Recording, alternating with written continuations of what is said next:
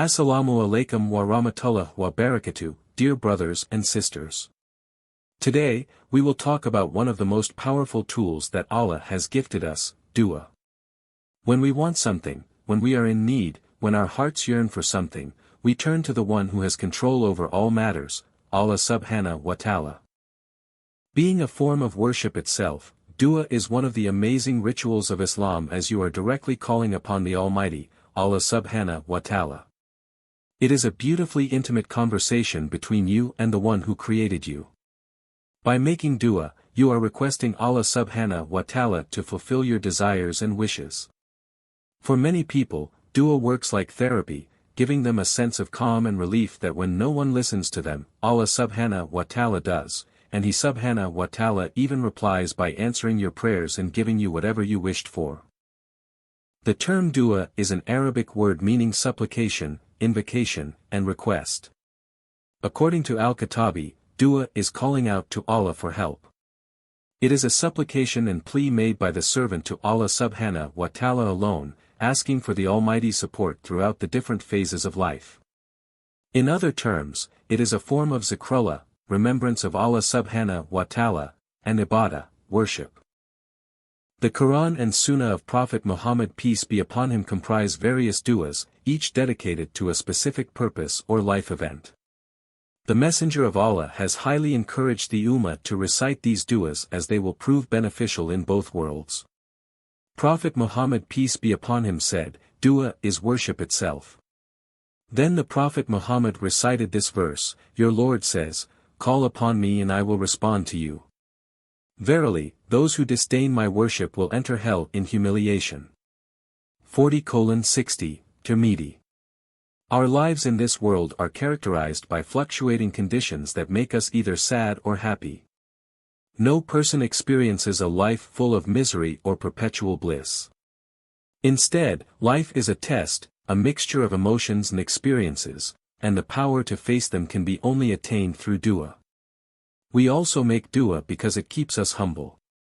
Prophet Muhammad said, God will be angry with those who do not requests from him.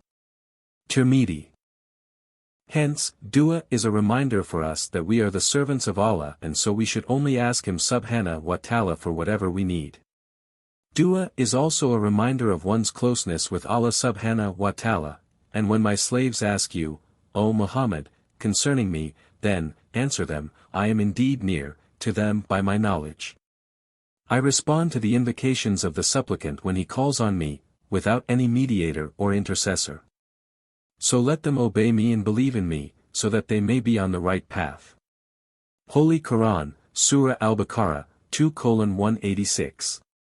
Making dua in times of difficulty, in a low voice, accompanied by raising your hands and shedding tears is assuring and uplifting as it cleanses, invigorates, refreshes, and provides relief and solace to a broken heart.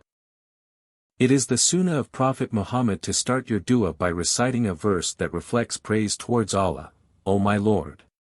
All praise be to you as it is suited to your grandeur, your majesty, and your splendor, and your magnificent kingdom which knows no bounds. I as your servant and slave simply do not possess the capacity nor the ability to utter any praiseworthy of your majesty as it is suited to your splendor. Also, be sure to call out to Allah by using His names. Allah has a total of 99 names, each of which can be used to reach out to Him subhanahu wa ta'ala according to the need of the hour. For example, if you are asking for help, you can call Him Al-Wakil. On the other hand, if you are asking for forgiveness, refer to Allah as Al-Ghafir. Even though there are certain times when dua is accepted, such as in the depths of the night, tahajjud, before saying salam in prayer, when it is raining, between the azan and iqamah, and during sujud, Allah is not restricted by time. So we are encouraged to make dua often. You can pray to the Almighty any time from as soon as you wake up till before you fall asleep, in private or in public, or even while praying or going about your day. Simply raise your hands in dua with the belief that Allah is there and He subhanahu wa ta'ala is listening to you at all times. Although you can make dua in any language or for any halal need or want, there is a guided way of Prophet Muhammad peace be upon him to make dua which will prepare you spiritually and mentally. Though it isn't compulsory to perform ablution, wudu, before making dua, Allah has given you the liberty to pray at any point during the day. Being the Islamic way of purification for the body and soul, wudu helps in getting you a clear mindset and preparing you before you speak to Allah subhanahu wa ta'ala. Like performing wudu, facing the Qibla when making dua isn't compulsory. However, it is the sunnah of Prophet Muhammad, peace be upon him. Raising your hands when making dua has a beautiful meaning behind it. The act portrays to Allah that you are calling upon Him, requesting and begging Him to fulfill your wishes. It has been reported by different companions that it was a sunnah of Prophet Muhammad peace be upon him to raise his hands when making dua. The Messenger of Allah subhanahu wa ta'ala said, "Indeed your Lord, blessed and almighty is He, is shy and most generous. He is shy when His servant raises his hands to Him, in dua, to turn them away empty." Abu Dawud. Abu Musa al-Ash'ari, radiyallahu anhu, reported, "We were in the company of the Prophet on a journey, and whenever we ascended a high place, we used to say takbir, in a loud voice. The Prophet said, O people! Be kind to yourselves, for you are not calling upon a deaf or an absent one, but you are supplicating the all-hearing, the all-seeing." Bukhari. The aforementioned hadith is a reminder that when a person is making dua, the distance between him and Allah decreases, and He subhanahu wa ta'ala is close to them. Therefore, there isn't any need to speak loudly as Allah can even listen to what your heart says. Allah in a Quranic verse said, "And remember your Lord by your tongue and within yourself, humbly and with fear, without loudness in words, in the morning and in the afternoon, and be not of those who are neglectful." 7:205. Note that making dua in a low voice doesn't only apply when you are praying alone but when you are in a masjid as well. It is understood if you get emotional while making dua and start crying. Even our beloved Prophet Muhammad used to cry when asking Allah subhanahu wa ta'ala for his blessings and forgiveness. However, he peace be upon him made sure not to disturb those around him, and so we should also ensure to maintain a low tone when speaking with the Almighty. When making dua, start by calling upon Allah in a manner that is pleasing to Him subhanahu wa ta'ala and has been taught to us by the beloved Prophet Muhammad.